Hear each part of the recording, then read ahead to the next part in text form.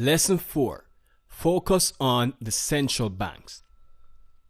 Now, your focus should always be on the central banks. Let's say the central bank is focused on inflation.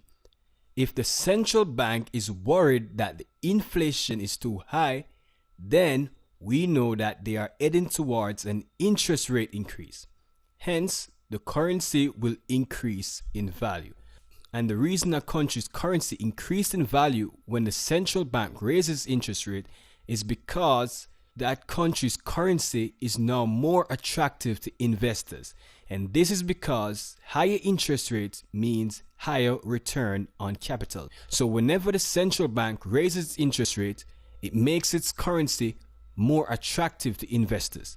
Investors prefer to invest in currencies with higher interest rates because they can get higher interest on long-term investments like fixed income investments. So investors are always attracted to countries that have higher interest rates.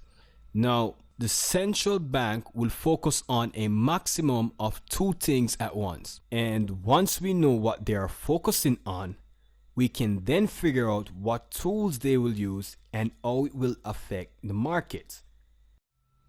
Now, for the US, the central bank is usually focused on two things at once, and that is stimulating the economy and inflation.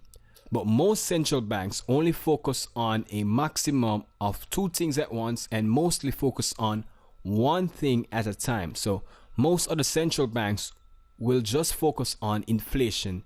But for the US, it is different. The US has to focus on stimulating the economy and inflation.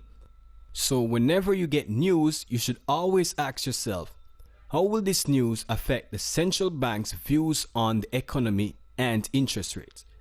So that's how you should look at the news. You should ask yourself, how will this news affect the central banks and their views on interest rates? Okay?